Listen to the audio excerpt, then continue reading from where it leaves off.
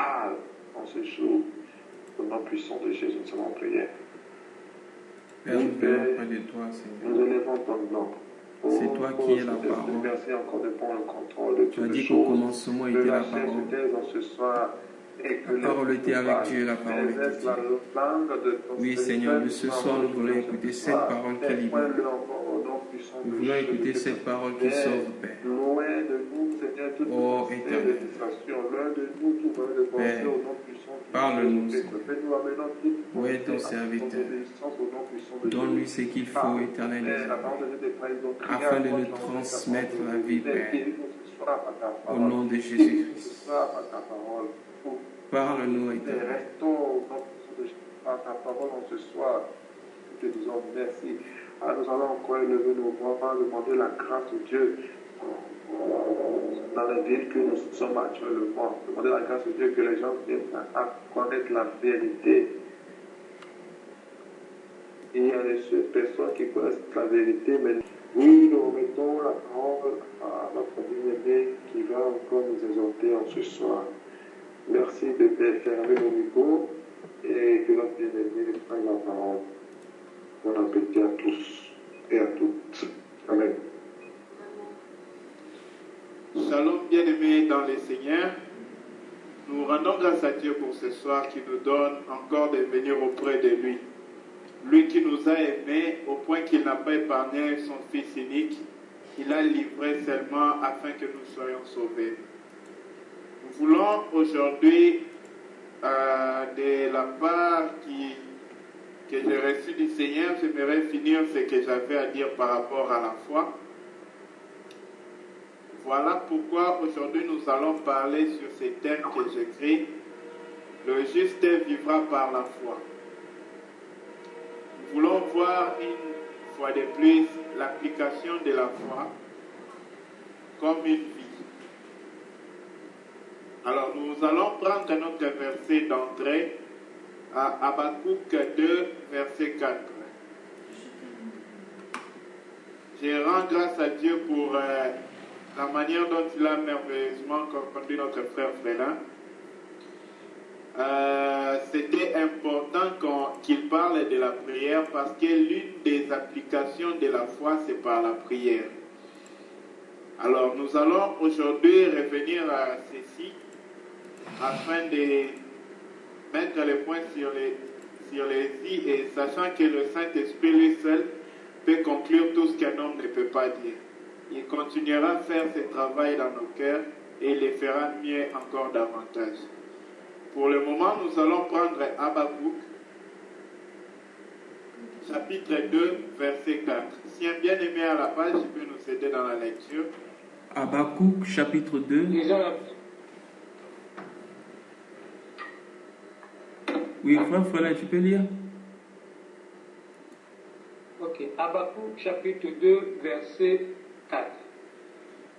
Voici, son âme s'est enflée, elle n'est pas droite en lui, mais le juste vivra par sa foi. Amen. Amen. Ici, on nous dit que le juste, il vivra par sa foi.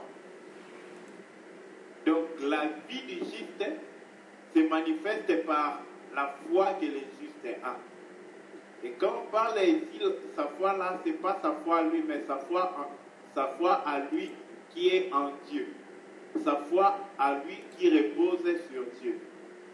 C'est de ça qu'un juste vivra. Alors qu'on a tenté Jésus par le serpent, Jésus a répondu que l'homme ne vivra pas seulement du pain, mais de toutes les paroles qui sortent de la bouche de Dieu.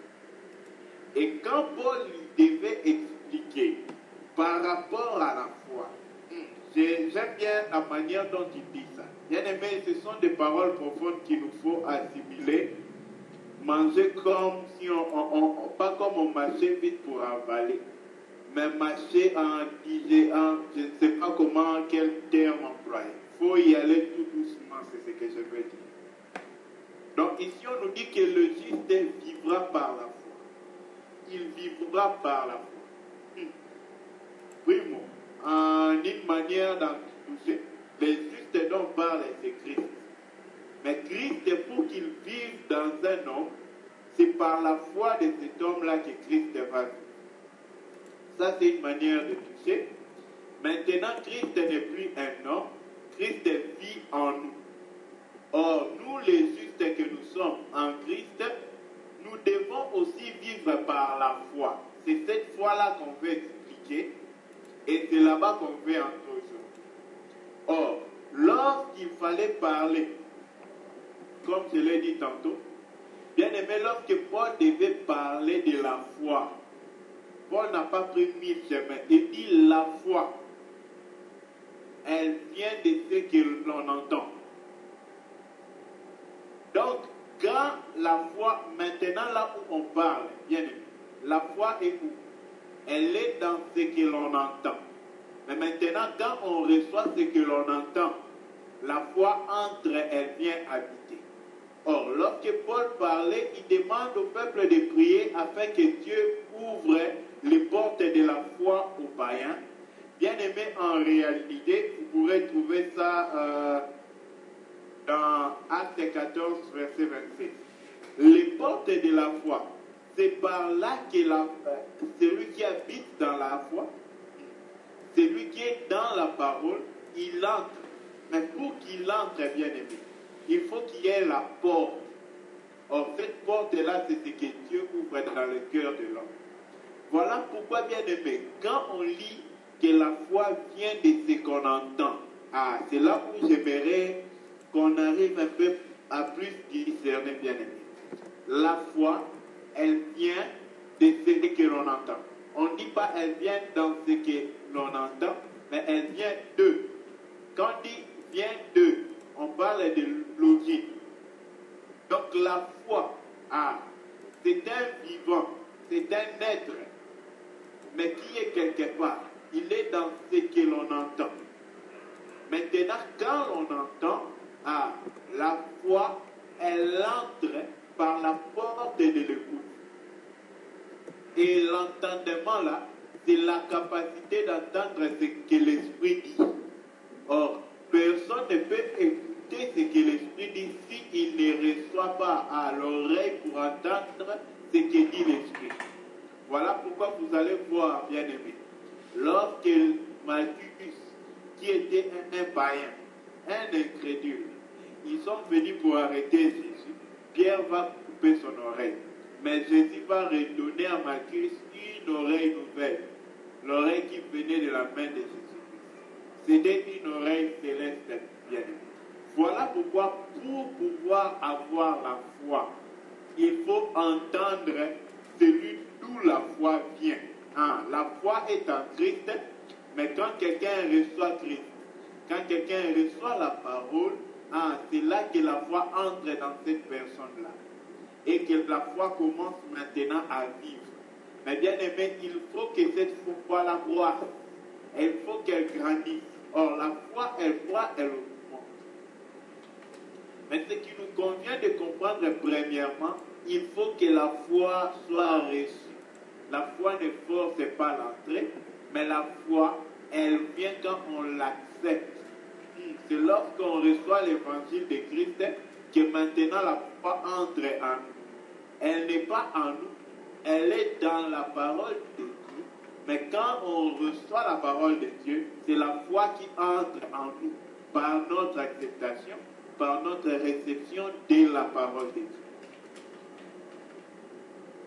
Aujourd'hui, nous voulons voir un peu la pratique de la foi, mais bien avant cela, nous allons toucher à quelque chose.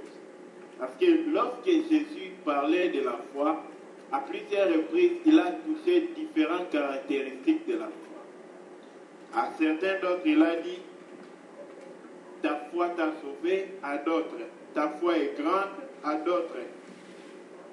C'est peu de foi, les apôtres ont dit, Seigneur, augmente-nous la foi. Donc nous voyons que la foi, c'est quelque chose qui augmente, c'est quelque chose qui a une dimension.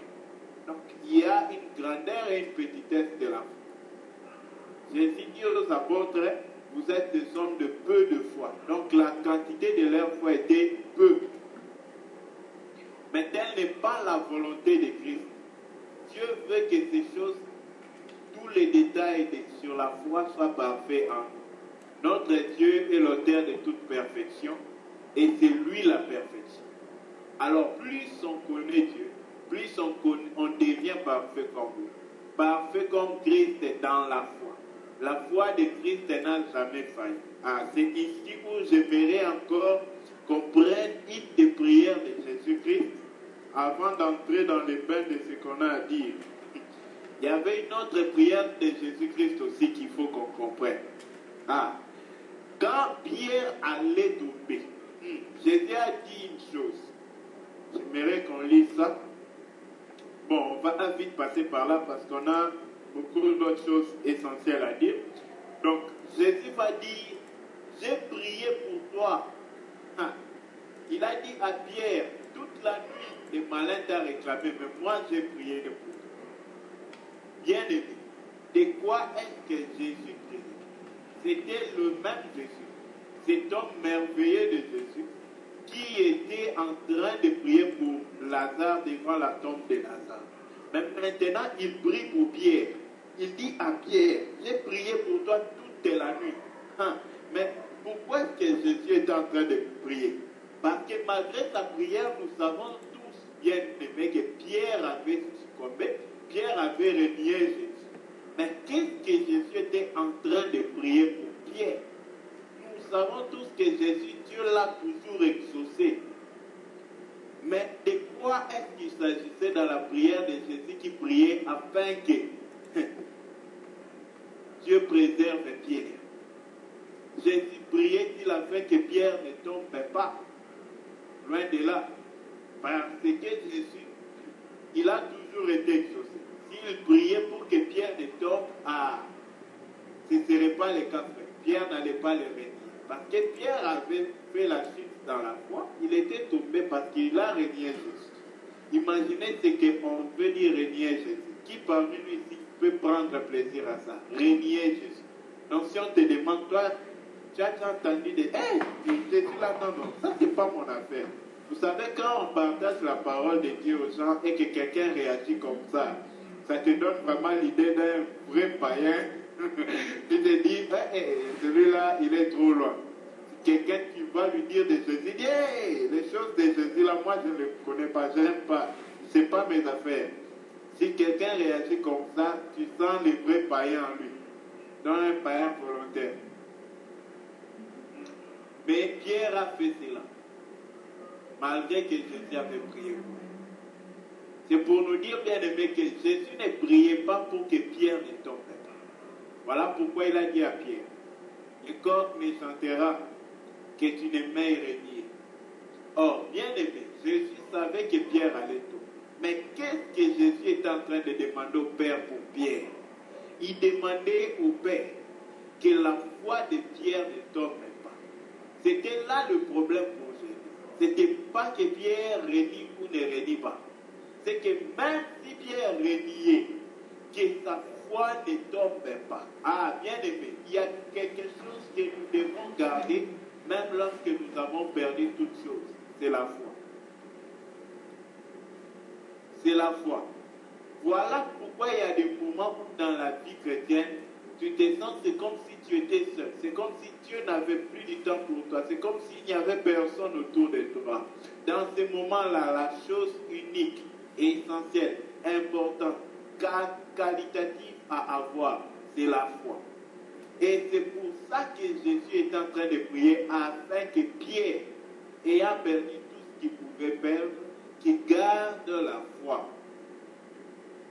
Bien aimé, de même, nous, une chose est nécessaire pour nous au moment favorable et au moment d'abondance et au moment où nous sommes vraiment dans le plus négatif, le plus bas niveau de ce que nous pouvons penser de nous. Bien aimé, la foi est importante. Pas dans l'abondance, pas dans la disette, mais dans tous les temps. Parce que lorsque quelqu'un a la foi, seulement lorsqu'il a la disette, bien aimé, il n'a pas la véritable foi. La foi est très importante lorsqu'on est dans l'abondance. Parce que quand on est dans l'abondance, c'est là où on est dans les risques de tomber.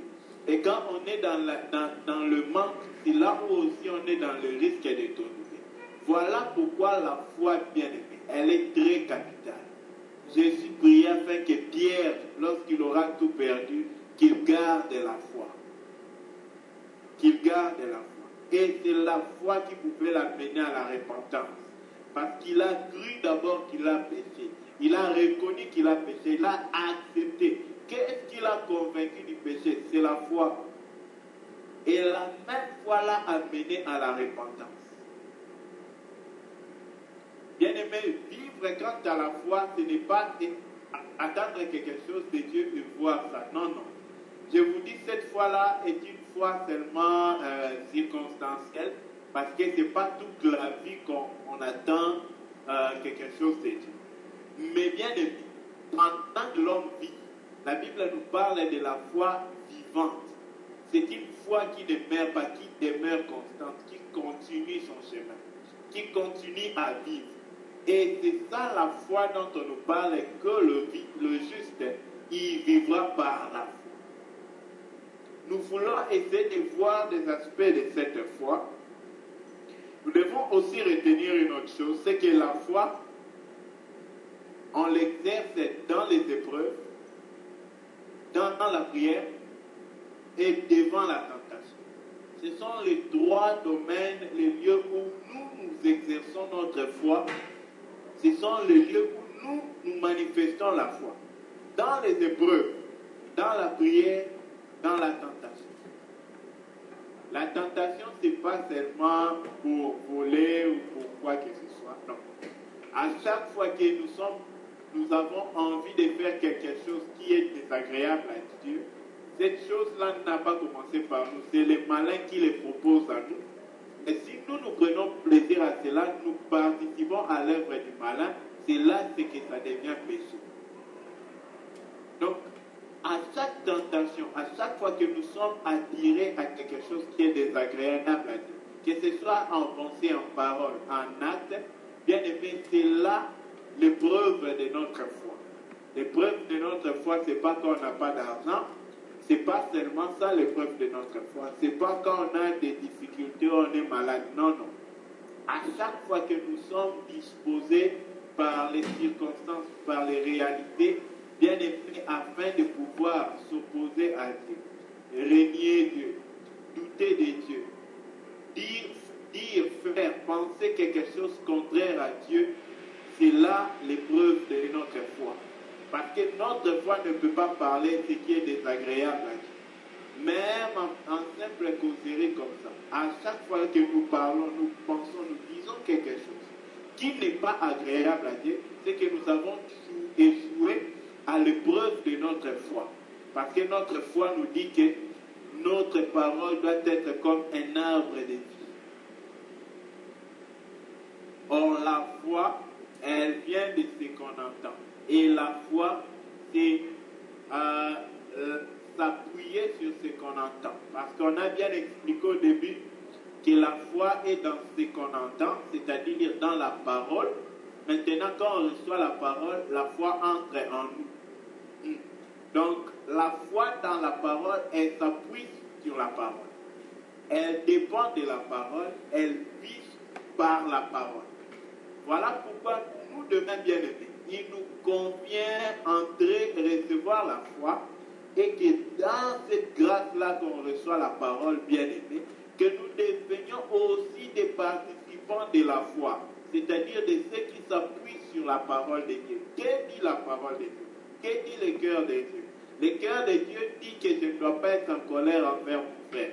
Maintenant, je m'appuie sur cette vérité-là pour dépendre de ça en marchant, en vivant, en parlant, en pensant, dans tout ce que je fais. Ma vie dépend de ce que moi je crois. À cette dépendance-là de ce que j'ai reçu, qui était dans la parole, cette dépendance à cela, c'est ce qu'on appelle la foi. Et bien aimé, un juste, c'est celui qui vit par cette foi-là, par cette dépendance de la parole de Dieu. C'est ça la vie du juste. Le juste, ce n'est pas celui qui, au moment de la prière, il demande que le sang de Jésus-Christ le purifie. Non, non, il n'est pas juste. Mais c'est celui qui, hors de la prière, pendant les moments où nous sommes dans l'Égypte, dans le monde, c'est dans ce moment-là que le juste se révèle. Nous allons maintenant prendre le temps d'entrer dans notre chapitre d'aujourd'hui. On va tourner la Bible dans Hébreux, le chapitre 11, et nous allons essayer de voir ceux qui ont marché pratiquement dans la foi. Or, hier, le bien-aimé, à l'avant-hier, le bien-aimé Théo nous a parlé sur la foi par rapport à Abel, ensuite par rapport à Enoch, puis il a touché aussi Noé. Or, quand on parle, bien-aimé, de la foi, on nous dit qu'il a cru et ensuite il a répondu favorablement.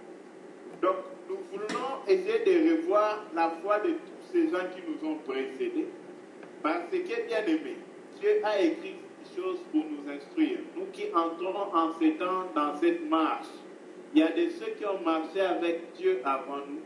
Dieu nous donne leur vie comme un modèle afin que nous sachions comment nous devrons suivre les pas dans cette marche devant Dieu. Hébreux chapitre 11. J'aimerais appuyer quelque chose par rapport à Noé avant de passer. Hébreux 11, verset 7. La dernière partie dit ceci. C'est par la foi qu'il condamna le monde et devint héritier de la justice. La justice qui s'obtient par la foi. La Bible nous dit c'est par la foi que Noé a condamné le monde. Bien-aimé, notre foi, elle doit arriver à condamner ceux qui ne sont pas dans la foi, pas parce que nous faisons quelque chose de particulier, mais parce que nous nous attachons à ce que Dieu a dit. Et cela crée une distinction entre nous et le monde. Quelle différence il y avait entre Noé et le peuple de ce monde? Quand Noé, il s'est concentré sur une seule chose, sur ce que Dieu a dit. Parce qu'il croyait que ce que Dieu a dit était vrai, il a pris ce que Dieu a dit comme quelque chose de sérieux. Il a pris ce que Dieu a dit au sérieux. C'est pourquoi il a construit une arche. Dans l'arche, bien aimé, Noé était en train de montrer qu'il croyait que même pas sans un moindre nuage réuni pour une pluie grande, sans voir des nuages, sans voir un moindre signe de la pluie. J'aime le mystère de Dieu. Dieu, quand il promet des choses pareilles, il fait qu'il n'y ait rien qui montre les signes de la chose. Voilà pourquoi quand Dieu te promet même des choses impossibles, ne pense pas que Dieu est en train de te blaguer. Dieu ne blague pas. Il ne parle pas par plaisir de parler. Quand Dieu a dit à Noé qu'il devra construire une arche, bien aimé, il n'y avait même pas un signe de pluie. Il n'y avait rien de semblable à une grande pluie. Mais Dieu, ce qu'il disait, c'est ce qui était. Noé a seulement pris Dieu au sérieux.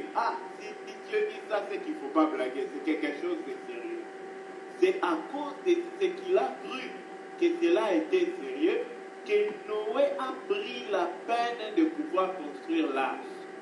Bien aimé, imaginons aujourd'hui que quelqu'un dise que la terre va s'inonder, construisons un vaisseau spatial pour aller à la Lune. Bien aimé, on va le prendre pour un fou. Ceux qui prennent la bière et tout vont continuer à boire la bière et ceux qui font leurs activités vont continuer. Mais le jour où la ruine soudaine arrive, c'est là que tout le monde sera surpris. Il en était ainsi au temps de Noé. Mais par la même construction de l'arche, ce qui a condamné, c'était la foi que la pluie va tomber qui produit la construction de l'arche. Comme Noé a construit l'arche, tous ceux qui n'étaient pas dans l'arche, tous ceux qui n'ont pas crié à la pluie, tous ceux qui ne se sont pas préparés contre la pluie, ils se sont condamnés par leurs œuvres. Leurs œuvres étaient quoi? Étaient tout ce qui est différent de la construction de l'arche. De même aujourd'hui, frère. tout ce que nous sommes, tout ce que nous avons, tout ce que nous faisons finira, disparaîtra. On oubliera cela. Mais il y a une seule chose qui demeurera, c'est la parole de Christ, c'est la vie de Dieu que nous avons en nous. Alors, si nous nous concentrons sur beaucoup de choses, il sera triste pour nous comme les gens du temps de Noé. Parce qu'eux de même, ils étaient concentrés sur beaucoup de choses. Mais Noé avait compris que ces choses passeront. Et il s'est concentré sur ce qui n'allait pas passer. Et telle est la vie de ceux qui comprennent les temps de Dieu, la promesse de Dieu pour la fin des siècles. Au verset 8, Abraham a cru. Qu'est-ce que la foi d'Abraham a produit? Lorsque Dieu l'a appelé, il est parti vers un pays qu'il ne savait pas, qu'il n'avait même pas vu. Mais Dieu lui a dit, sors et pars. Bien aimé, la foi, elle ne consiste pas à comprendre. Elle n'attend même pas comprendre ce qui est. La foi n'attend pas qu'on lui dise, voilà, c'est ça, c'est comme ça. Non, non. La foi, c'est parce que Dieu a dit, moi, je marche. Tu marches et tu vas où? Parce que, bien aimé, lorsque j'avais dit que la foi est un miracle, c'est parce que la foi est une folie. Ah, c'est ça le mot parfait pour expliquer la foi. La foi est une folie. C'est-à-dire, si on demande à Abraham, ah, monsieur, tu vas où? Abraham ne va pas te dire, il va où? Tu vas où? Il va te dire, là où je vais, c'est je vais. Sa destination, c'était il va. C'est ça sa destination. Si tu lui demandes, tu vas où? Il va te dire, moi, je vais.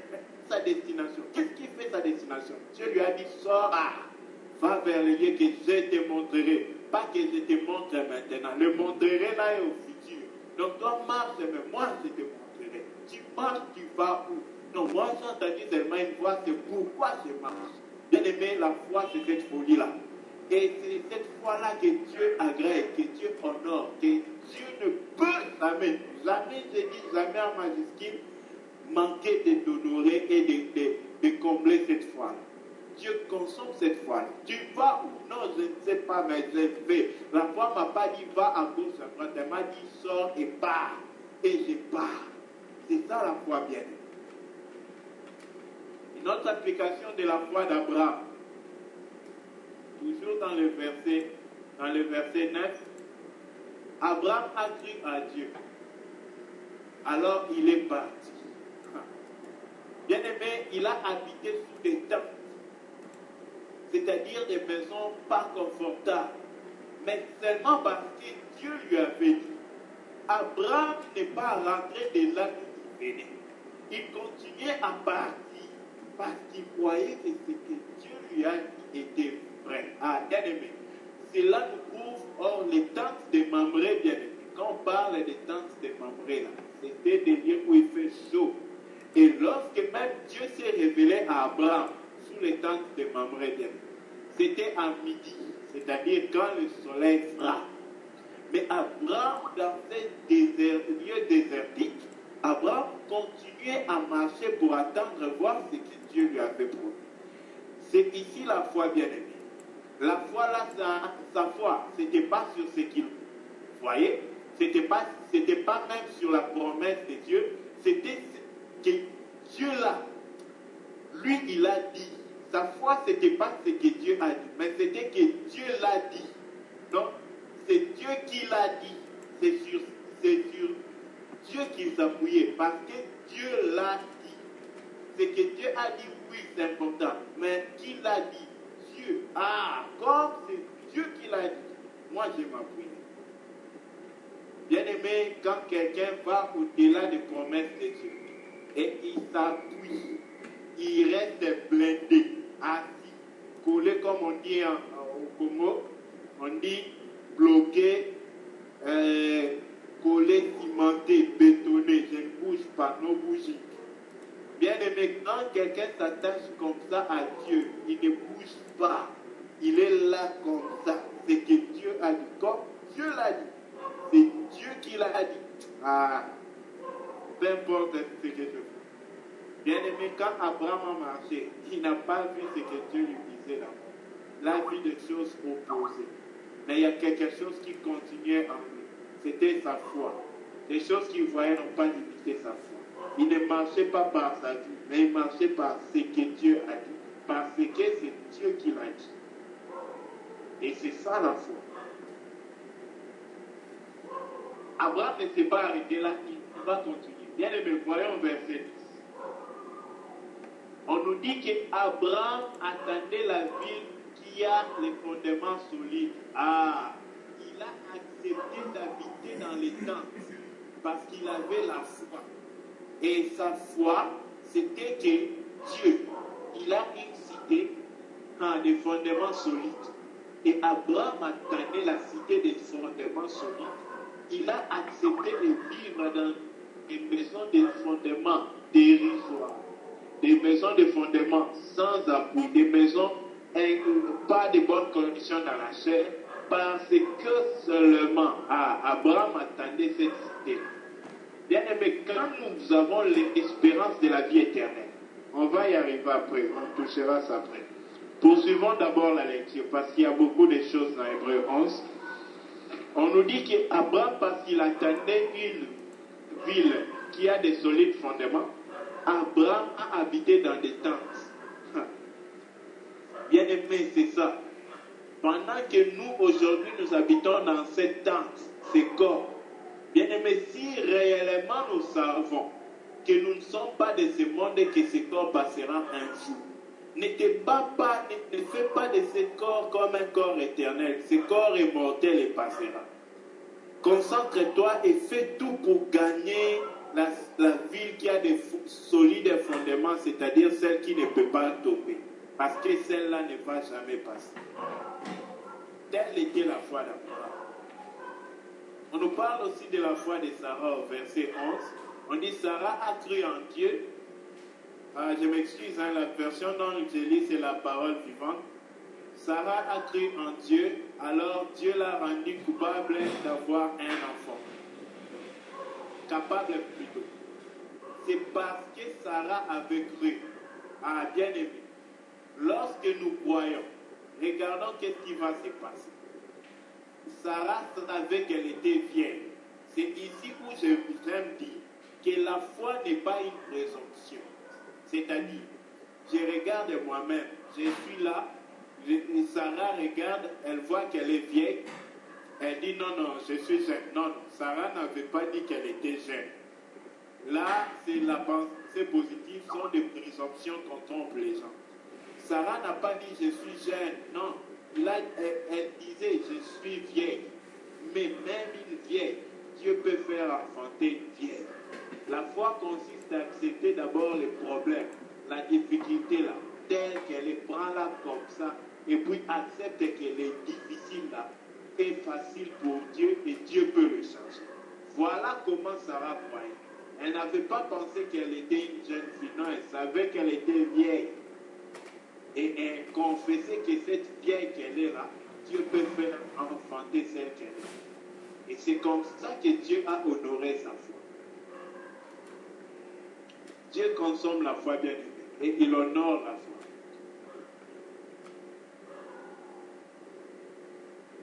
Et quand Sarah était sûre, il y avait quelque chose qui tenait sa foi. C'était la promesse. Quelle promesse? Souvenez-vous lorsque les 3 personnes sont venues passer devant la maison d'Abraham. Au départ, l'homme du milieu avait dit à Abraham, il a dit, nous partons. Mais nous reviendrons à cette même époque. Sarah, ta femme, aura un fils. Sarah avait cru à cette promesse. Bien aimé, lorsqu'on connaît Dieu, ce que Dieu dit, on sait que cela est vrai. On ne s'attache pas à cela, mais on tient à cela à cause de celui qui a dit cela. Je vais vous donner un exemple bien. Il y a une fois, je pense que c'était au collège, on a gagné un tournoi de football. Alors, je ne sais pas c'était qui, directeur ou quoi, qui nous promet, non, si vous gagnez, vous allez prendre ceci, cela. On a tout donné, on a gagné, mais on n'a pas fait ça. Mais les jours où, le chairman est venu dire, il y a le tournoi de Bangalore. Si vous gagnez ça, vous aurez un lunch avec moi. Bien aimé, je vous dis, on a fui le cours pour aller jouer. On est parti, on a joué parce qu'on sait que le diamant ne peut pas sortir une parole comme ça sans l'accomplir.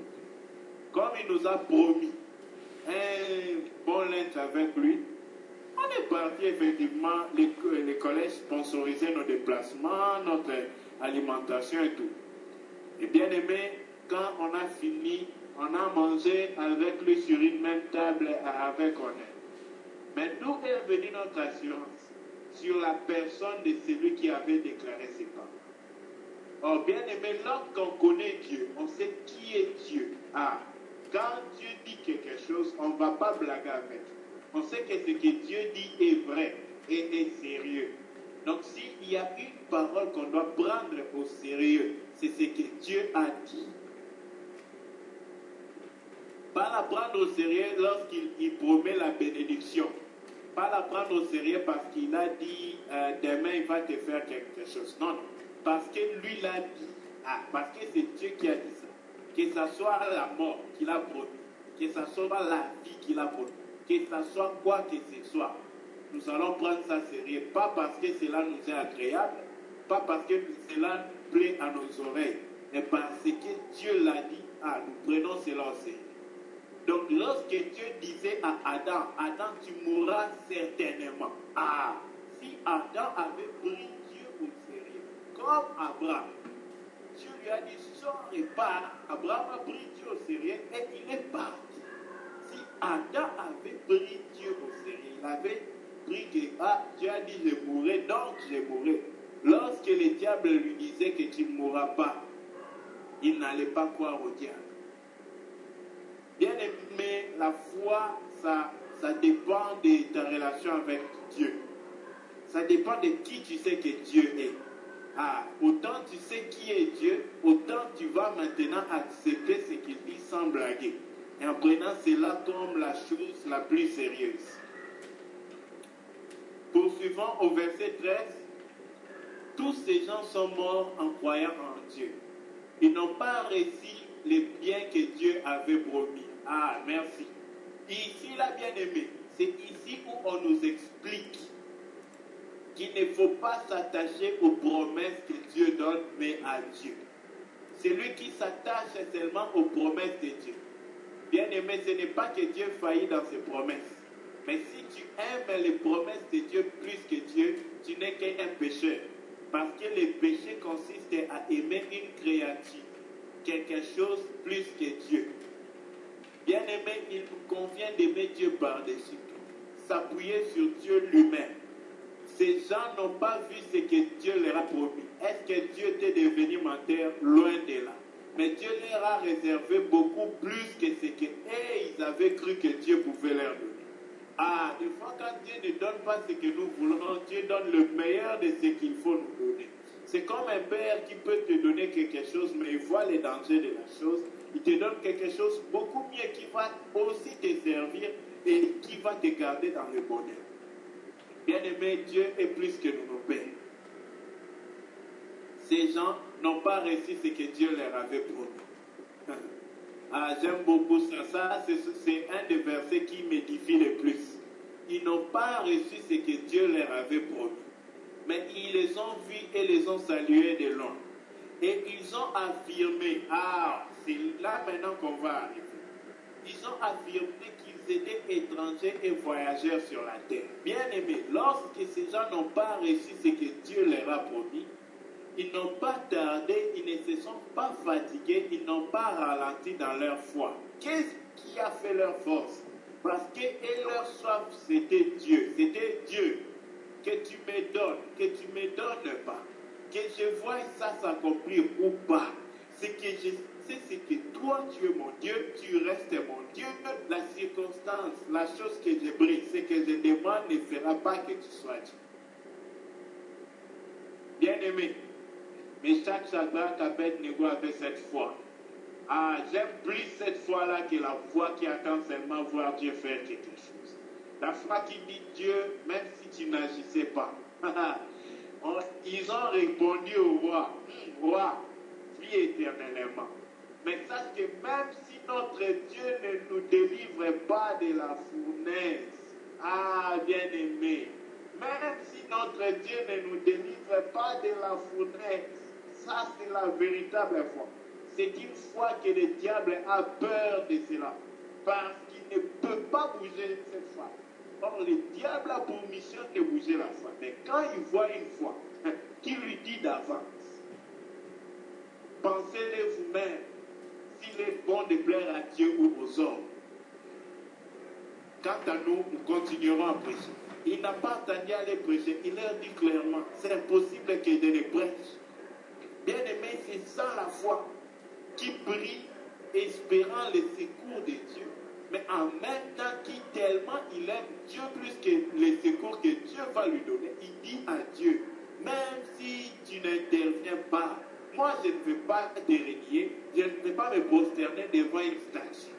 Bien aimé, telle est la foi des saints, telle est la persévérance de la foi. Et dans ces temps de la fin, mon frère, ma soeur, la foi dont tu as besoin, c'est celle-ci, celle qui te dit de t'attacher sur Dieu, de t'appuyer sur Dieu.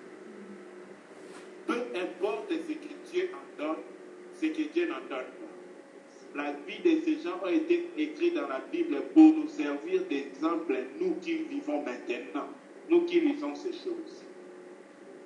Si tu t'appuies sur ce que Dieu va donner, peut-être un jour tu vas l'abandonner au cours.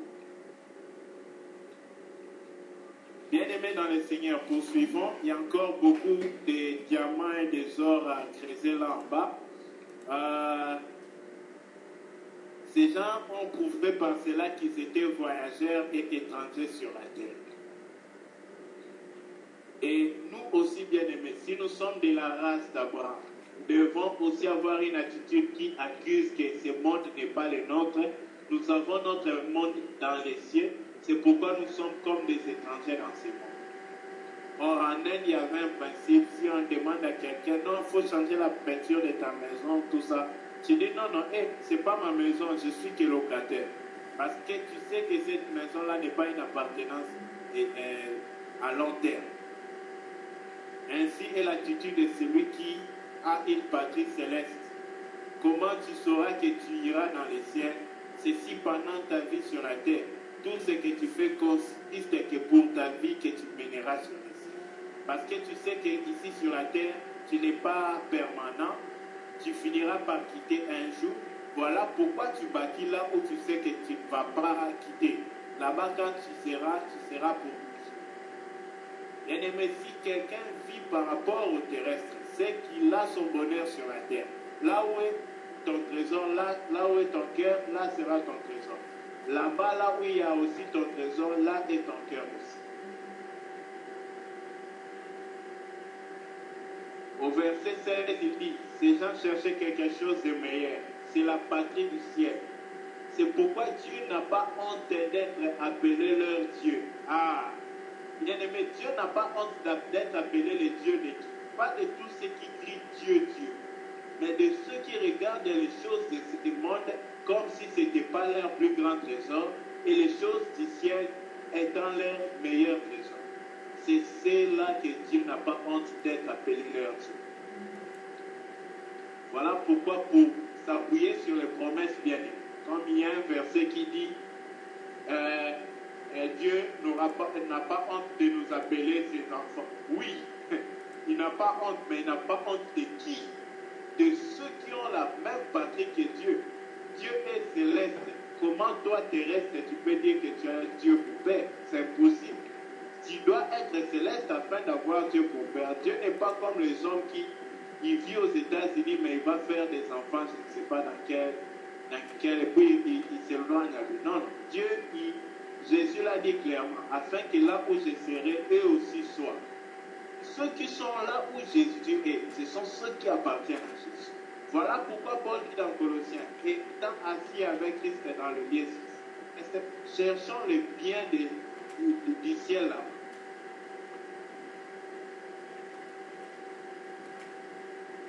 Nous poursuivons. Abraham, verset 17. Abraham a cru,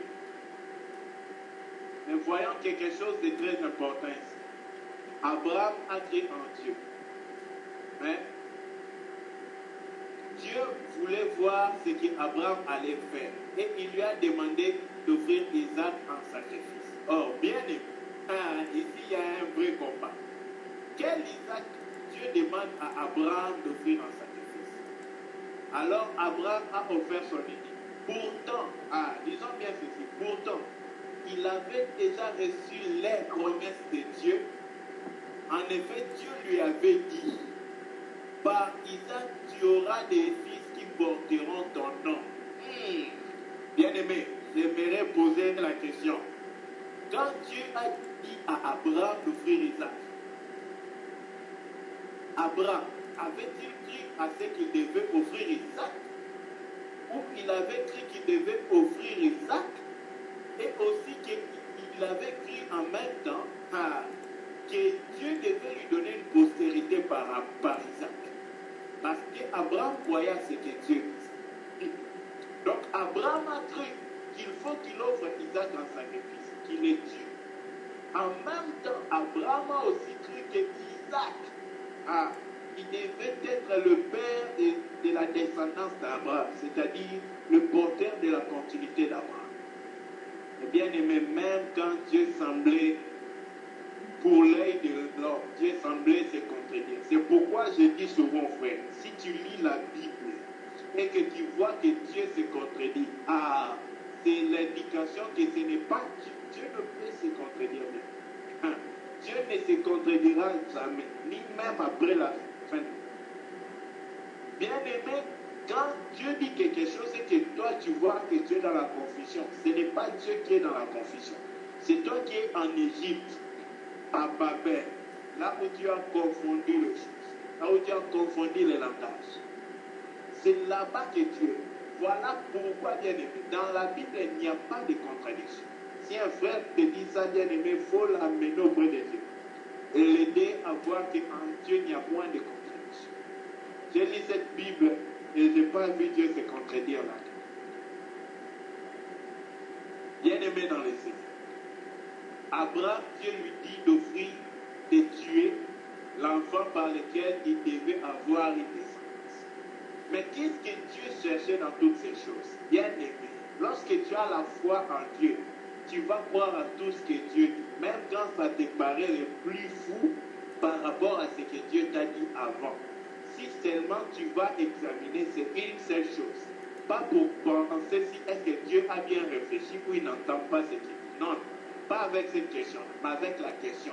Qu'est-ce que Dieu cherche autour de toutes ces choses? Bien aimé, Abraham avait cru que Isaac sera la descendance, le porteur de sa descendance. Abraham avait en même temps cru que Dieu qui lui demandait d'offrir Isaac avait sûrement une solution. Mais la tête d'Abraham ne pouvait pas comprendre quelle est cette solution. Et Abraham croyait que Dieu avait seulement une solution. Bien aimé, c'est là la foi. Il dit que c'est que non, comme Dieu a dit ça, c'est qu'il a une solution. Il sait comment il va faire. Je ne sais pas comment. Je ne vois pas comment, parce que si je tue Isaac, il ne sera que mort. Jusqu'à Abraham, il n'y avait pas de résurrection. Mais lui, il croyait que Dieu pouvait même ressusciter celui-là s'il est mort. C'est là la foi d'Abraham. Bien aimé, la foi est là. Et Abraham était un homme de foi. Ce jour-là, Dieu a dit, j'ai vu que tu m'aimes.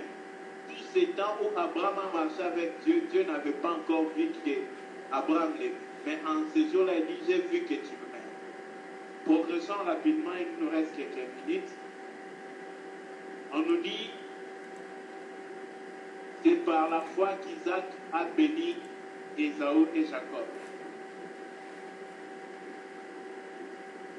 Jacob aussi à son tour, c'est par la foi qu'il a béni tous les fils de Joseph. Pourquoi on dit c'est par la foi? Parce que la bénédiction que ces patriarches donnaient à leurs fils, c'était les promesses que Dieu a données. C'est-à-dire d'hériter la terre promise. Mais quand on parle de Jacob, on dit qu'il a béni les fils de Joseph en s'appuyant sur les bâtons. Ça c'est intéressant. C'était l'adoration. Il a béni en s'appuyant sur les bâtons. Or, ces bâtons, c'était les bâtons qu'il a trouvés le jour où il avait perdu sa force. Or, les bâtons de Jacob, c'est ce qui lui permettait de marcher. Ici, on nous parle de la foi d'Enoch, bien. Comment Enoch a marché? Enoch marchait en s'appuyant sur les bâtons de Jacob. Or, les bâtons de Jacob, bien, c'était ça la véritable foi, c'était la dépendance de Dieu, c'est ça s'appuyer sur Dieu. C'est comme ça que Enoch a marché et il a reçu ce témoignage de Dieu, qu'il était juste devant Dieu. Comment? C'est par la foi. Il dépendait de Dieu, il s'appuyait sur Dieu, il marchait en s'appuyant sur Dieu. Il vivait en s'appuyant sur Dieu. Il faisait la course du temps, c'est-à-dire il continuait à vivre en dépendant de Dieu, en dépendant de Dieu, en dépendant de Dieu, en s'appuyant sur Dieu. C'est comme ça que cet homme d'Enoch a été enlevé et il fut trouvé agréable à Dieu, juste devant Dieu. Poursuivons pour voir plus. Il a parlé du moment où c'est par la foi que Joseph a cru. C'est par la foi que Joseph, à la fin de sa vie, a parlé du moment où les Israélites allaient quitter l'Égypte. Joseph croyait à la promesse que Dieu a faite à Abraham, c'est-à-dire qu'il les fera asseoir son peuple dans la terre promise. C'est pourquoi Joseph leur a parlé de ceux qu'ils quitteront. Or, quand nous avons la foi bien-aimée, nous disons les choses que Dieu a dit avec conviction. Pourquoi? Parce que ces choses-là font partir de ce que nous pensons, de ce que nous déclarons, de ce que nous vivons, de c'est à quoi nous nous sommes attachés. Parlons maintenant des parents de Moïse. C'est par la foi que les parents de Moïse, verset 23, ils ont caché Moïse pendant 3 mois. Pourquoi ils ont caché Moïse? Qu'est-ce qu'ils faisaient en cachant Moïse? Bien aimé, ils étaient en train de désobéir au roi. C'était là la foi, c'est-à-dire désobéir à toute chose qui résiste à l'obéissance de Christ. C'est ça ce que les parents de Moïse étaient en train de faire. Ils étaient en train de renverser tout raisonnement humain qui détruit, qui s'oppose à l'obéissance de Christ. Et quand ils ont fait ça là, bien aimé, ils ont pris les risques. Parce qu'aller cacher son fils, c'était un risque de la mort. Si on te trouve en route, on te tue. Parce que je suis sûr et convaincu que Moïse, ses parents n'habitaient pas sur le bord de la mer. Mais elle est partie jusqu'à cacher ses enfants. C'était un acte de la foi. Or, bien aimé, par ce même acte de la foi, or Dieu, c'est le Dieu de la résurrection. Lorsque tu jettes ton pain dans l'eau, ce pain te revient. C'est comme ça que cette maman a retrouvé son pain qui était Moïse. C'est Moïse lui est revenu. Mais comment il lui est revenu? Il ne lui est plus revenu comme son fils, mais il lui est revenu comme un fils honoré, c'est-à-dire un fils du palais royal. Bien aimé, telles sont les choses. À chaque fois que nous jetons, nous redonnons à Dieu ce qui est à nous, bien aimé. C'est là-bas que nous trouvons les meilleurs. Dieu nous donne ce qui est à nous ressusciter. Si nous lui donnons nos corps mortels, Dieu va nous donner un corps glorifié, un corps merveilleux, un corps glorieux, un corps nouveau, un corps céleste. C'est seulement en lui donnant ce que nous sommes. Si tout ce que tu donnes, Dieu va te les redonner en meilleur et en meilleur. Voilà pourquoi vous voyez certaines personnes même qui ne craignent pas Dieu, mais ils consacrent leur argent pour l'œuvre de Dieu et ils sont bénis. Mais tu vas te demander, cet homme-là, comment il est béni? Ce qu'il donne à Dieu, Dieu lui donne au centime. Isaac a semé au pays des Philistins, il a moissonné au centime. Je ne t'encourage pas à donner l'argent, mais je vais te dire que si tu sèmes un corps mortel, tu vas obtenir un corps ressuscité et glorifié. Ce que tu sèmes, tu vas retrouver dans la même nature, mais glorifié. Pas sur les terrestres ici, je ne t'amène pas la foi du terrestre, moi-même je suis contre ça. Mais tu obtiendras le glorifié, le céleste, l'éternel qui ne passe pas. Bien, Moïse ayant grandi, verset 24, il n'a pas voulu qu'on l'appelle fils de la fille de Pharaon. Bien-aimé, c'est ici la foi. Tu as l'opportunité d'être un prince dans un palais royal de ce monde, mais tu regardes la gloire de ce monde. Là, hein, on dit quoi? Nathan, donc être dans l'état de ce monde, dans la mode de ce monde, dans la conformité de ce monde, dans l'excellence de ce monde. Tu as regardé cela comme dérisoire parce que tu attends ce qui est de Dieu. Bien aimé, c'est là la foi de Moïse. Quand nous regardons ce monde comme dérisoire, comme négligeable, bien aimé, c'est là que Dieu nous donne, c'est là que Dieu nous ouvre les portes du ciel. Tout ce que nous regardons encore avec attention, c'est ce qui nous empêche de voir, c'est ce qui nous prive du ciel, c'est ce qui nous empêche de certains trésors du ciel que nous sommes censés hériter maintenant sur la terre.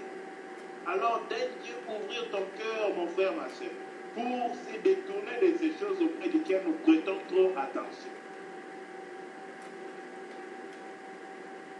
Il est du plaisir de Dieu de te donner son royaume. Quelle est la soif de Dieu et son désir pour toi? Mais il ne les donne pas tout le monde. À ceux qui comprennent qu'il n'y a rien de bon dans ce monde et que le bonheur est dans le ciel. Et ils se battent, ils font violence à eux-mêmes pour gagner ce royaume-là. Ceux-là obtiennent les trésors célestes comme notre bien-aimé l'a dit. Moïse j'aime bien, bon, on va lire ça dans ma version ici, seconde. Oui, prenons ça, Hébreux, chapitre 11, verset 26. Prenons 26 à 27. Il dit, Moïse a préféré, prenons 26, il a regardé l'opprobre de Christ. Arrêtons-nous rien qui est là bien. On n'a pas même besoin de lire la suite. Moïse a regardé la honte de Christ. La honte, l'opprobre. Moïse a regardé ça comme quelque chose qu'il faut embrasser, comparément à la gloire de la maison de Pharaon. Moïse a regardé la honte de Christ, donc ce qui est honteux en Christ. Or, aujourd'hui, bien aimé, dans ce monde, les choses qui sont honteuses là, il y en a beaucoup. Donc, si tu marches quelque part aujourd'hui, même pendant les jeûnes, tu leur dis, oh non, moi je mène une vie saine, j'évite tout ça, ceci. Tu as honte. Et les gens ont honte de toi. Ils disent, celui-là, c'est un vrai Yuma. En lingala, on dit Yuma. Non, mais c'est les bien-aimés Dieu qui peuvent comprendre ça. Et les frères, c'est un vrai Yuma. Donc, un rien là. Bien. Donc, on te traite, tu es honteux parce que tu veux honorer Christ. Parce que tu veux porter la vie de Christ. On te regarde comme quelqu'un de bas classe. Parce que tu veux garder ton corps pur, parce que tu veux garder tes yeux purs, parce que tu veux rester loin de ce qui est souillé. Dans ce monde, on va se moquer de toi, on va t'appeler de tous les noms. Or, bien aimé, celui qui accepte cette honte-là pour Christ, Dieu n'aura pas honte de lui dans sa gloire, dans son royaume éternel. Moïse a aimé cette honte, il a embrassé cette honte. Il a fait de cette honte son plus grand trésor. Bien aimé, j'aime la vie de l'apôtre Paul. Quand il a regardé ces choses, il dit, tout ce qui était pour moi une gloire, Paul dans l'Égypte, il regarde maintenant l'Égypte de sa vie comme une boue. Il dit, tout cela, j'ai regardé cela comme une boue. Pourquoi? Pour la soif de connaître de la connaissance de Christ. Bien aimé, connaître Christ, de la perfection de la connaissance de Christ. Paul lui-même dit qu'on le connaît en partie, mais on le connaîtra dans les ciels. Et comment on peut le connaître dans les ciels si on n'a pas l'assurance d'y aller? L'assurance d'y aller, c'est maintenant là, dans tout ce que nous faisons tout pour les ciels. C'est ça la foi, c'est ça vivre par la foi, c'est ça la vie du juste. Nous ne sommes pas justes parce que nous sommes irréprochables. Non, non, non, non, non. Frère, l'irréprochabilité, ce n'est pas la justice. Voilà pourquoi on va prendre le temps un jour de pouvoir expliquer l'irréprochabilité. Une conscience irréprochable, la justice, la sainteté. Toutes ces choses sont trop différentes. Elles sont distinctes l'un à l'autre. Il faudrait qu'on sépare ça afin que quand notre conscience ne nous reproche pas. Bien aimé, même dans cet état-là, ne sont pas dignes d'entrer dans la présence de Dieu. La sainteté de Dieu n'est pas comparable à notre irréprochabilité.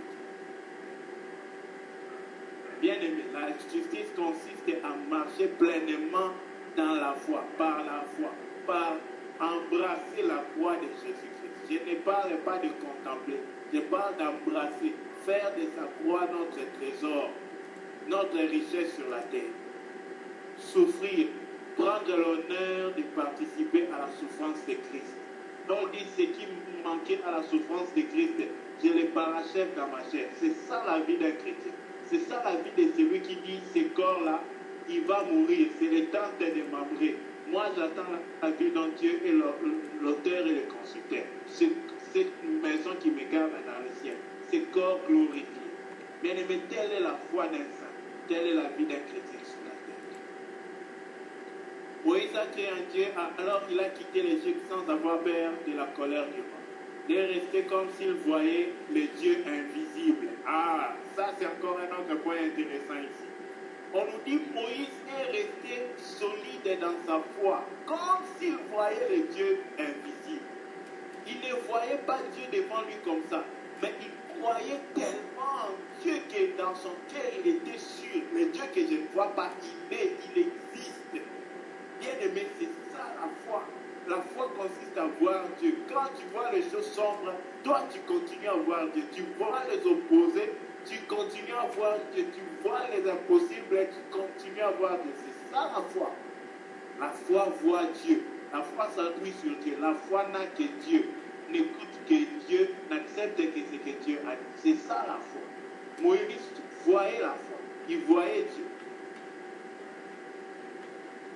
Et quand est-ce qu'il voyait Dieu bien aimé? C'était dans les circonstances les plus difficiles, les choses les plus impossibles. Dans le désespoir de celui qui devait être prince dans la maison de Pharaon à un vagabond. Dans son vagabond, il a reconnu que Dieu existait. Il voyait Dieu, même dans les choses les plus humiliantes de sa vie. Il est en train de voir Dieu. La Bible nous dit qu'il est resté solide comme s'il voyait Dieu. Moïse a encore cru à Dieu. Voilà, ici on va parler d'un autre miracle. Moïse a cru à Dieu. Voilà pourquoi il a dit au peuple d'Israël, mangez la Pâque. Bien-aimé, il n'était pas encore sorti de l'Égypte. Mais Moïse croyait, acceptait ce que Dieu avait dit. Il dit, mangez la Pâque parce qu'on va sortir. Mangez, prenez les bâtons parce qu'on sortira à la hâte. Lui, quand le peuple était encore en Égypte, lui voyait comment le peuple allait sortir. Bien aimé dans le Seigneur, il y a des fois devant les circonstances, il faut croire. Je ne parle pas d'une présomption, mais je parle de la foi. Nous sommes ici, mais nous allons sortir. Nous allons sortir, nous allons certainement sortir. C'est ça, comme ça que Moïse voyait les choses. Étant en Égypte, mais il ne cessait de voir la sortie, le départ. Il a dit, mangez la Pâque. Parce que nous allons sortir. Bien aimé, c'était la foi que Moïse avait en Dieu. Il a dit de répandre le sang sur les portes parce qu'il avait la foi. Et encore, ici, on parle maintenant de la foi du peuple d'Israël. Ah, parce qu'il y avait la foi de Moïse, il y avait aussi la foi. Bien aimé, l'Église ne sauve pas. L'Église canalise vers les saluts. Mais les saluts, c'est l'homme. C'est toi et Dieu. Il n'y a pas intermédiaire. L'Église peut t'orienter, oui. Mais la décision et les salut, c'est toi qui acceptes quoi. Ici on dit, ils ont, pardonnez-moi pour le temps, accordez-moi quelques minutes, on va finir ça. Il dit,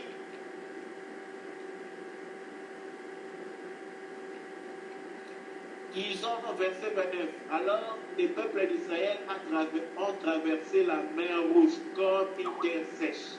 C'était par la foi. Comment ils ont fait ça, bien aimé? Le peuple d'Israël était là et Dieu a dit à Moïse, frappe la mer. Moïse a frappé. L'eau s'est ouverte. Maintenant, frère, arrêtons-nous un peu là. On voit la mer ouverte. Un vieux trou comme ça, comme un tuyau, un canal sous la mer. La mer, ce n'est pas 10 mètres, hein, c'est plus profond que 10 mètres. Ce n'est pas nos petites piscines dans lesquelles on nage ici. Bien aimé, maintenant tu vois sous l'eau là-bas, on te dit d'entrer sous l'eau. Il fallait la foi pour traverser. Voilà pourquoi le baptême de l'eau bien aimé. Tu ne peux pas recevoir le baptême de l'eau sans la foi, sans avoir écouté l'évangile de Christ. Il y a des gens qui baptisent les gens n'importe quoi, comment. Quelqu'un venu n'a pas écouté l'enseignement, le baptise. Non. Pour entrer dans la mer rouge, il fallait la foi. Or, pour croire, il fallait écouter Moïse. Bien aimé, on a plus que Moïse qu'il faut écouter aujourd'hui. Si tu ne reçois pas l'enseignement de Christ, même le baptême de l'eau que tu reçois ne peut pas te servir.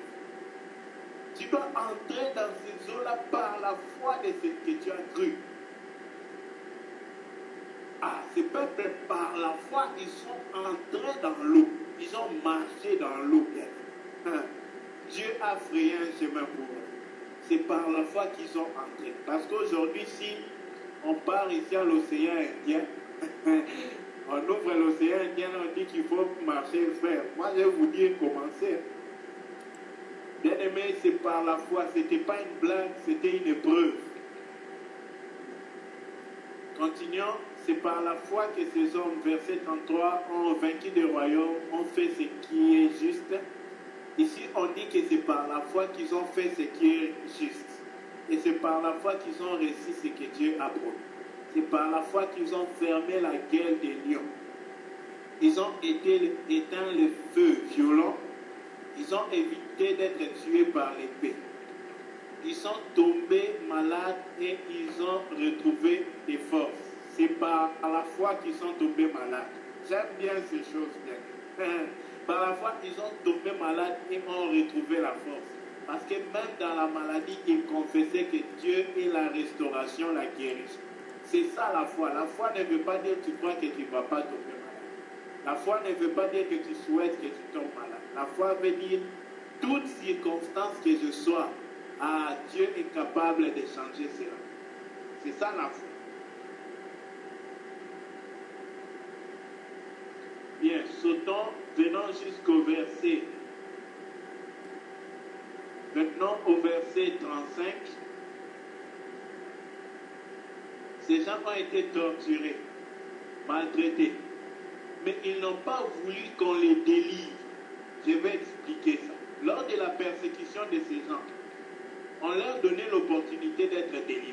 C'est-à-dire, si tu veux qu'on te libère, c'est un petit calcul. Demande pardon, réunis les dieux d'Israël, prosterne-toi devant la statue, prosterne-toi devant ceci, incline-toi devant Aman et on te libère. Si tu ne t'inclines pas, on va établir un poteau pour te pendre sur le poteau. Mais ces gens bien-aimés, ils ont refusé la délivrance de leur chair. Ils ont refusé la délivrance de leur corps. Voilà ce qu'il faut noter. Ils ont refusé la tranquillité de leur corps. Ils ont refusé, bien-aimé, la paix de leur corps pour un seul but.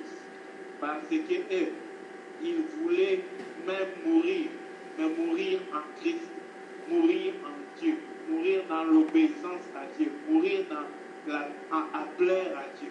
Ils meurent, mais en train de plaire à Dieu. C'est ce qui est important pour eux. Vivre en plaisant, en faisant toujours ce qui plaît à Dieu. En effet, ils préféraient revenir de la mort à une vie meilleure. Tu vois, ils préféraient la mort. Ce n'est pas Paul la première personne qui a dit que la mort est un gain pour eux. Ces hommes-là, les Gédéons, les Meshach, Shadrach, Abednego, Daniel, ils préféraient la mort afin que par la mort, ils trouvent une vie meilleure. Pour eux, la mort était un gain afin de trouver une vie meilleure. Telle est la foi. Bien aimé, la foi n'est pas la protection du corps. Non, que Dieu me protège. Non. Que Dieu me garde afin que même dans quelques circonstances qui viendra là, que je sois en train de louer son nom. C'est ça la véritable foi, que le diable a peur. Le diable tremble devant cette foi. Qui sait que Dieu l'aime, même quand il vit les choses les plus impossibles.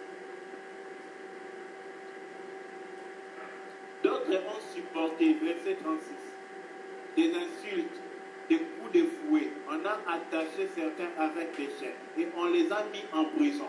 On les a tués, on leur a jeté des pierres, ou bien on a scié certains d'eux et on les a tués par l'épée.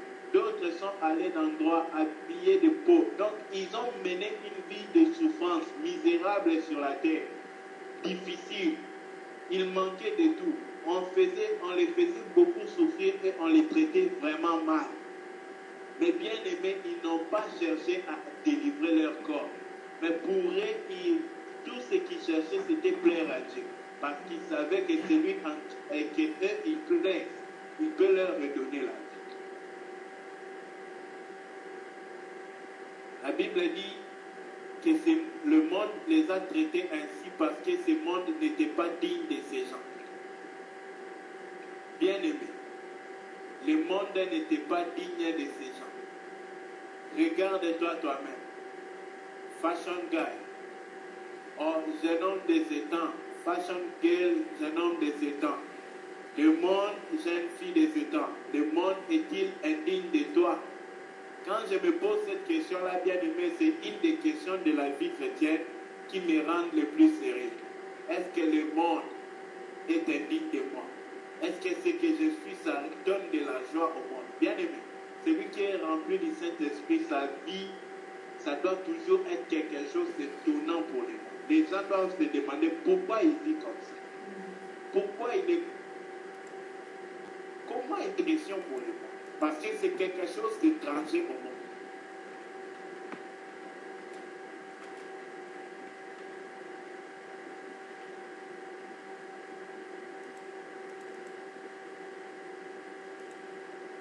Quand ils manifestent la haine, est-ce qu'ils trouvent l'amour en toi?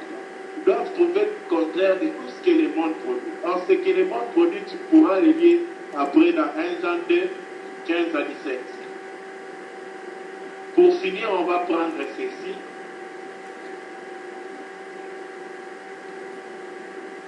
Ils ont tous cru en Dieu. Verset 39. C'est pour cela qu'on les a donné un exemple.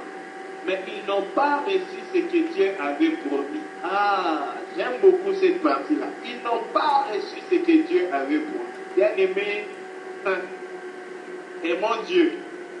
Croyons à ses promesses. Mais n'aimons pas les promesses de Dieu plus que tout. Verset 40. Dieu ayant envie quelque chose de meilleur pour nous, afin que ces gens-là qui nous servent d'exemple ne soient pas parvenus à la perfection sans nous. 1. Nous donc aussi, puisque nous sommes environnés, chapitre 12, verset 1, d'une si grande nuée de témoins, rejetons tout fardeau et les péchés qui nous enveloppent si facilement. Dès qu'il parle de la foi, ensuite il parle du péché. Bien aimé, je ne sais pas si je peux retrouver ces versets. Je voulais insister sur ça pour dire une chose. Le péché est directement lié à la dimension de la foi ou à l'incrédulité. La justice est directement liée à la foi. Si nous croyons, nous allons agir conformément à ce que nous avons cru et nous n'allons pas nous détourner de cela ni nous opposer de cela. C'est ce qu'on appelle péché. Mais lorsque nous ne croyons pas, nous agissons contrairement à ce que nous avons cru. Or, ici, on nous dit, aussitôt après avoir parlé des exemples de la foi, on nous parle du péché, que nous devons rejeter les péchés. Parce que, bien aimé, les péchés indiquent la dimension de la foi d'un homme. Pour finir, il va dire, ayant les regards fixés sur Jésus-Christ, c'est lui qui suscite la foi et qui mène la foi à la perfection. C'est lui qui suscite la foi et qui mène la foi à la perfection. Seigneur, augmente-nous la foi. C'est Jésus qui suscite la foi et c'est lui qui mène à la perfection. Que Dieu nous bénisse. Merci pour votre patience.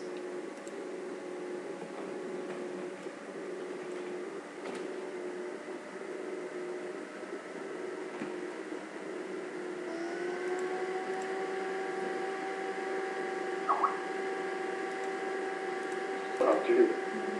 Alléluia. Frère, sois béni. Nous disons merci au Seigneur. Là, en son nom. Amen, amen, amen. Nous allons sans plus transition dans la prière. Nous allons dire au Seigneur, merci. Dieu ne parle pas encore. Sa parole ne sort point. Voilà pourquoi nous allons véritablement dire merci. Le Dieu vivant, la croissance de la foi, demandons la grâce de Dieu, que les épreuves par lesquelles nous passons, que cette foi, notre foi puisse grandir chaque jour de nos vies. Oh Père, pas plus croire, et que nous puissions aimer la prière, avoir une vie de prière. Dans le nom puissant de Jésus, nous sommes en prière. La parole de Dieu, en fait, sortir ce soir, nous disant la foi dépend de notre relation avec Dieu. Comme Jésus pouvait dire à cette femme samaritaine, vous adorez ce que vous ne connaissez pas. Quelle est notre relation avec Dieu? Nous allons encore demander la grâce de Dieu, que Dieu nous amène à encore le connaître chaque jour, pour que nous puissions avoir une relation. Car l'adoration, c'est une relation. Car la foi, c'est une relation. Car la prière, c'est une relation. Oh, demandons la grâce de Dieu, pour que notre relation avec Dieu soit encore plus forte et forte chaque jour. Au nom puissant de Jésus-Christ. Notre frère nous a encore dit que la foi dépend de la parole et vit de la parole. Ah, quand il y a manque de parole, il y a pas de foi. La foi n'est plus. Elle dépend de la parole et vit de la parole. Oui, comme le bébé qui a besoin du lait maternel pour vivre. Alléluia. Demandons encore la grâce de Dieu. Comme le bébé dépend seulement du lait maternel lorsqu'il naît, demandons la parole de Dieu pour dépendre de la parole et vivre uniquement de la parole. Car la parole de Dieu dit, l'homme vivra de la parole, de toute parole qui sort de la bouche de Dieu. Demandons la grâce de Dieu. Que nous n'aimions point les promesses de Dieu plus que Dieu lui-même. Mais d'aimer plus Dieu, de nous appuyer plus sur Dieu, de regarder seulement que Dieu, et non plus sur les promesses. Alléluia. En puissance de Jésus, nous sommes en prière. Nous sommes toujours en prière. La foi consiste à être plus conscient de l'invisible que le visible. Oui, nous allons prier. Que nous puissions être plus conscients de l'invisible. Conscients de l'invisible, car c'est ça la foi. Elle est l'affirmation des choses qu'on ne voit pas. Et de l'invisible que le visible. Même que c'est ce que tu es en train de voir, ce n'est pas ce qui va déterminer ce que Dieu a dit. Alléluia. Mais être plus conscient de l'invisible, que Dieu est puissant pour transformer toutes choses. Même si les situations par lesquelles sont en train de passer, les hommes ont parlé, les gens ont dit. Mais tant que Dieu a dit, cela va s'arriver. Cela va arriver au nom puissant de Jésus. Prions. Tu peux tous. Et que nous soyons maintenant montés vers toi, car toi tu connais plus que tout, avant que nous puissions nous asseoir, tu le sais, tu connais même la fin, Seigneur, des paroles qui sortent de nos bouches. Merci, Seigneur, de nous donner même au-delà de notre imagination, même au-delà de ce que nous t'avons demandé. Laisse que la gloire te revienne, Seigneur Tout-Puissant. Bénis ton Église et bénis tes enfants comme ce soir. Dans le nom puissant de Jésus, que ta parole, Seigneur, sur la foi, Seigneur Jésus, qui produit des fruits dignes de repentance, et que, Seigneur, ces fruits soient vus au nom puissant de Jésus-Christ. Bénis encore tes serviteurs que tu as encore utilisés en ce soir, Père, garde-les encore plus près de toi. Père, révèle-lui encore beaucoup de choses, Seigneur Jésus puissant. Père, amène-le à être encore plus humble encore à tes pieds au nom puissant de Jésus-Christ. Père, loin de lui, Seigneur, les choses de ce monde. Loin de lui, Seigneur, tout ce que l'ennemi tente de faire, Seigneur. Encore, merci encore de protéger tes enfants. Amen. Bien-aimés, nous passons aux ajouts et aux questions. Mais d'abord, c'est le volet des ajouts. Quel deuxième bien-aimé a un ajout, vous êtes le bienvenu. Merci. Shalom, bien-aimé.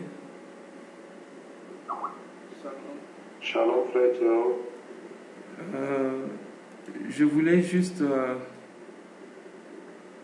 ajouter quelque chose. Le frère a parlé de ça en passant. Je voulais juste mettre l'accent sur ça. Si nous pouvons lire Hébreux chapitre 11 et nous allons lire le verset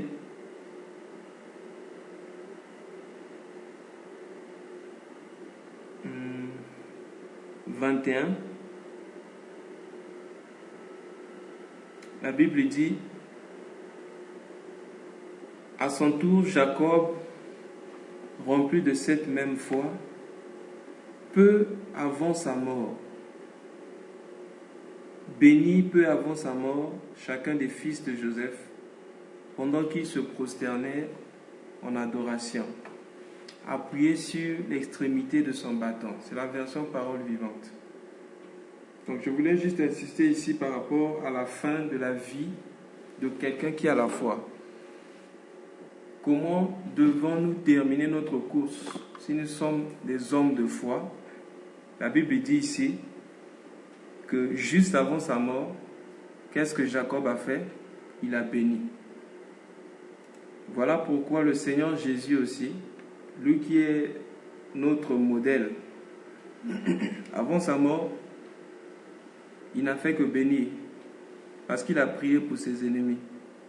Mais la différence entre Jacob et David, c'est que David, la dernière parole de David, peu avant sa mort, ce n'était pas une bénédiction, mais c'était une malédiction. Nous pouvons lire ça dans 1 Roi, dans 1 Roi chapitre 2.